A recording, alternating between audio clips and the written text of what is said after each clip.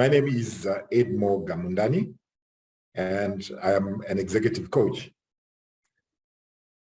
I'll just share with you some of the elements that I have learned, particularly through this past time of the pandemic, and how they propelled me to where I am.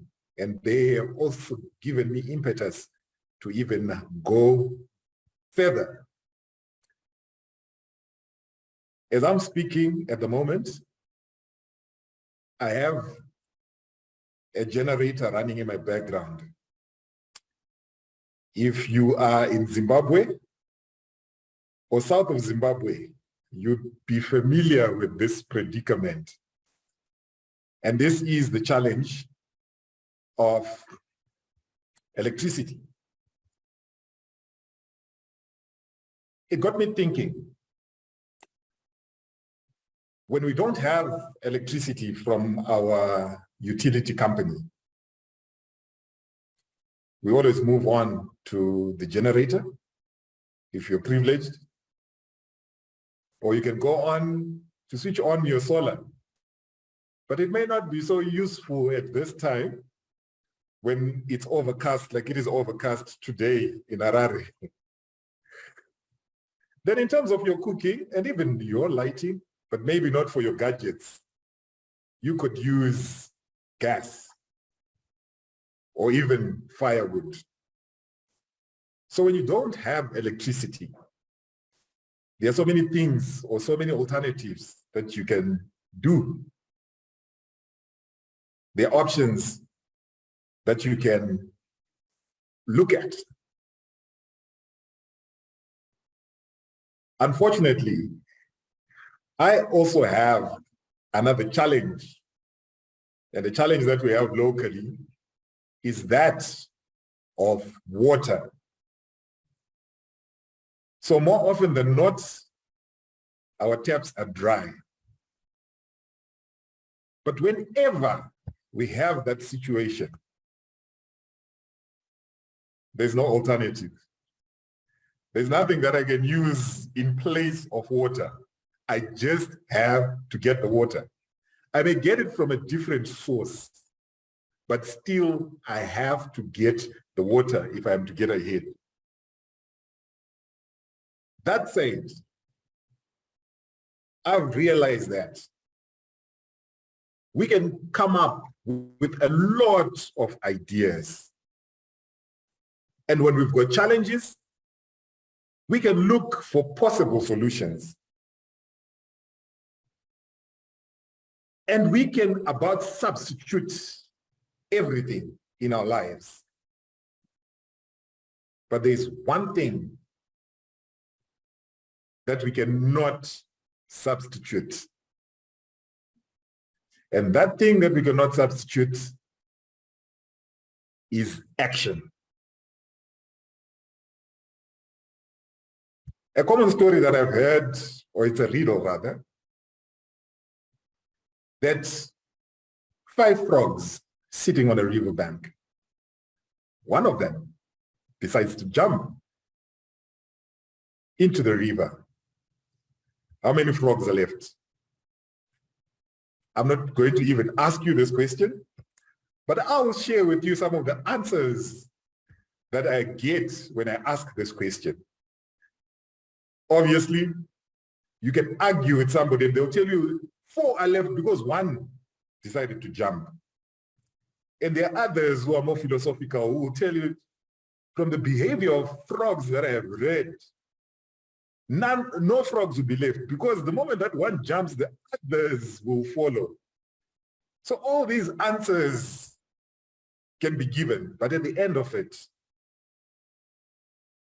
what the question is asking, or what the question is bringing to the fore, is it only decided to jump, but it did not jump.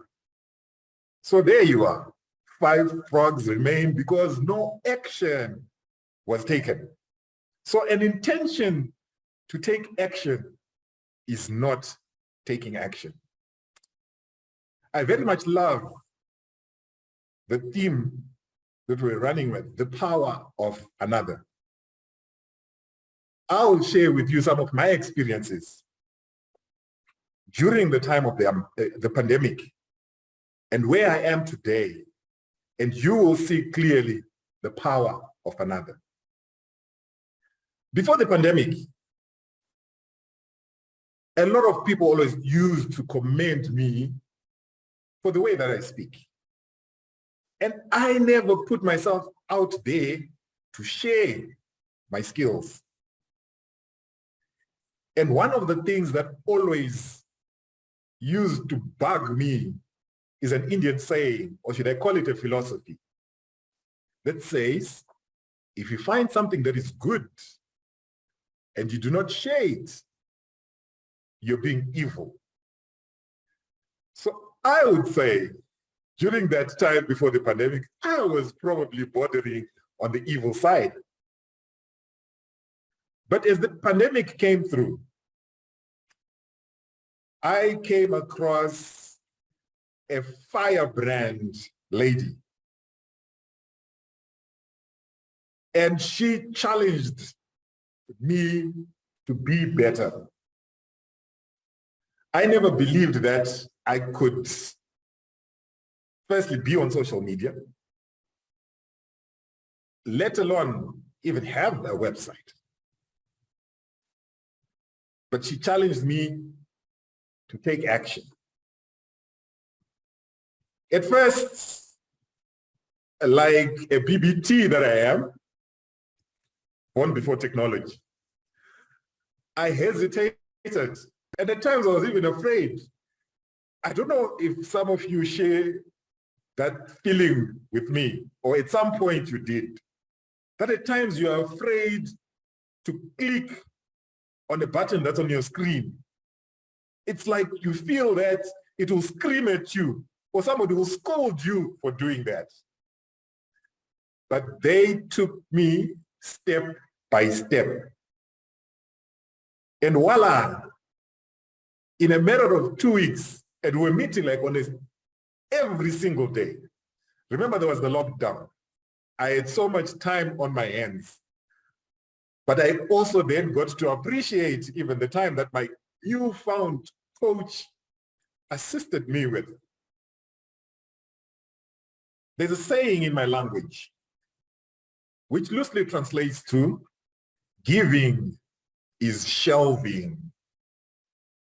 So when you give, you're essentially putting it on a shelf, because one day you'll be able to take it away from the shelf.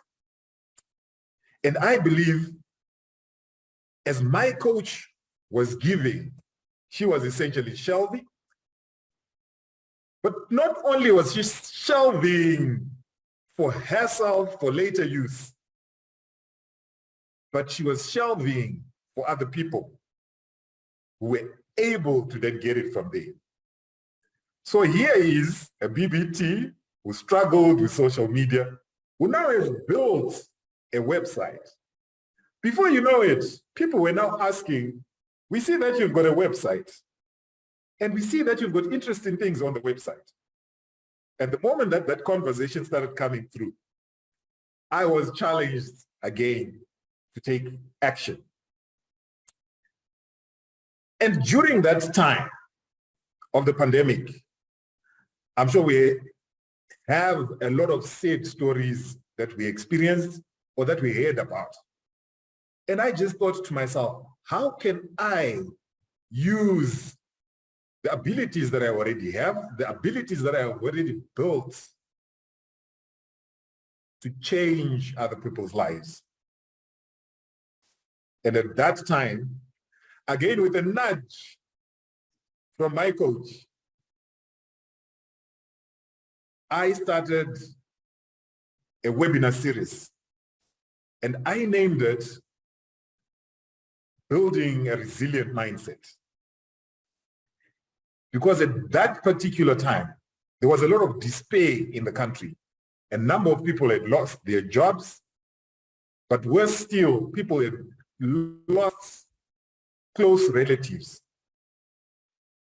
And as I was running that webinar series, I noticed from the feedback that I was getting that a lot of people appreciated just that moment of being in a space where people listen to you, where you get to know that there are others out there who may be in a worse off situation than you are, or are in a similar situation than you are in. So building the resilient mindset was really centered on the fact that control what you can control. Because at the end of it, the world is full of a lot of challenges.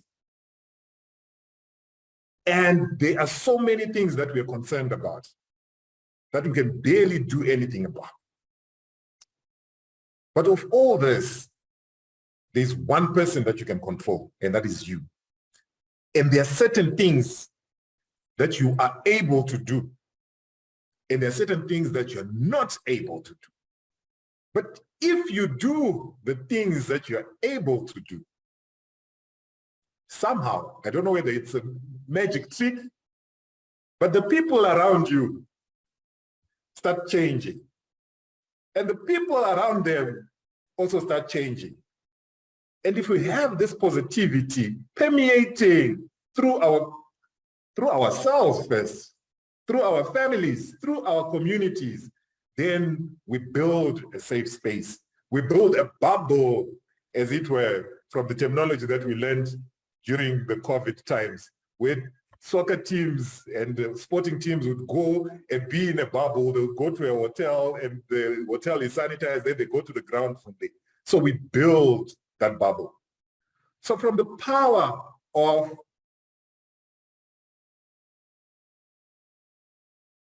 that series, I was able to also give back. But something that I didn't mention is the experience that I went through on trying to launch this series. I had been putting it away for quite some time. You know how it's said that procrastination is the thief of time. I believe I had mastered the art of procrastination. And whenever I had a conversation with my coach, she would always ask about how far we were with the webinar. And I would have all manners of excuse. And she would then say, do you know that excuses and results are mutually exclusive? All right, that's a bit mathematical. And she would explain the probability that we learned in high school. What mutually exclusive means. If you toss a coin, the probability that it falls on the heads is 50%.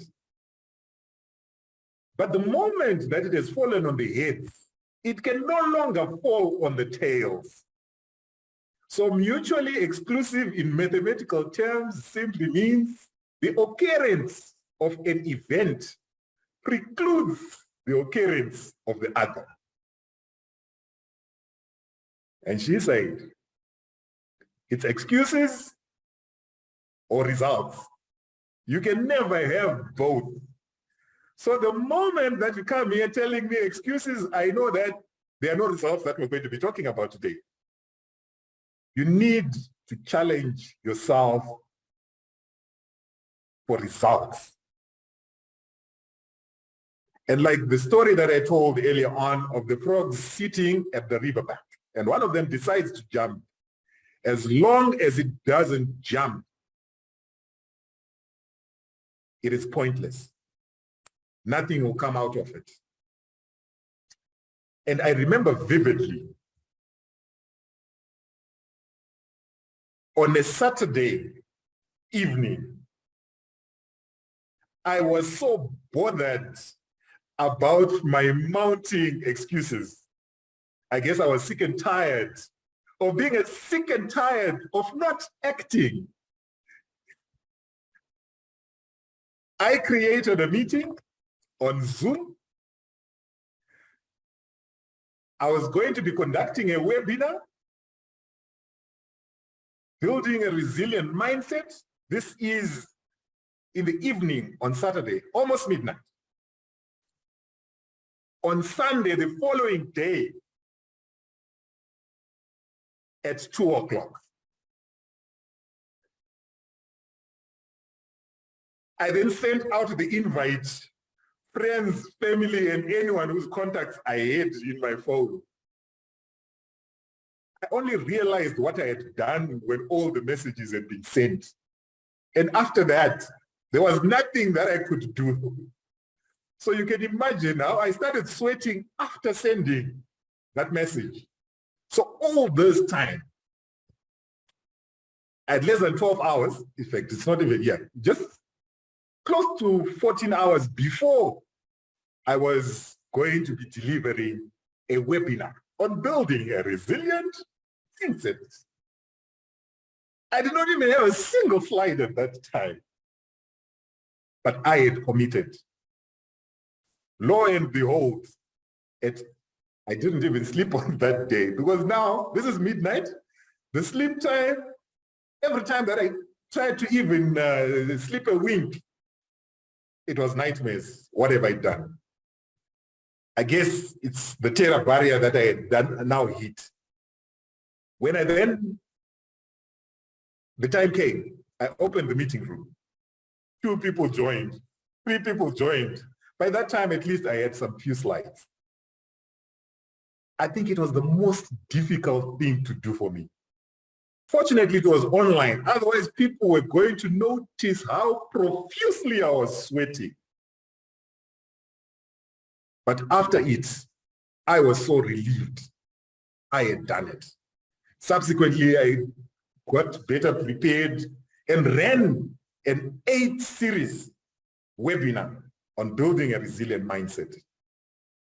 And the most fulfilling thing for me coming out of that is how people confessed to how the webinars had changed their lives in that difficult period. So like I mentioned earlier on, the decision to jump is not jumping. And at times, you just need to count down 5, 4, 3, 2, 1 and just jump. When I just sent the meeting invite, I was mid-air. There was nothing else that I could do. So the moment that you're in the air, you're either going to sink or swim. And I'm glad that I swam. So at the end of it, we find ourselves in those situations whereby we have got these brilliant ideas, but we never get to acting. If it was electricity, like I mentioned earlier on in my introduction, we could find substitutes. But for action and for transforming people's lives, it's like water. There can be no substitute. There is no substitute for action. Thank you very much, ladies and gentlemen. I think that does it for my time. I hope that we are all going to continue to take action and be able to share the information that we have and the gifts that we have to better our world.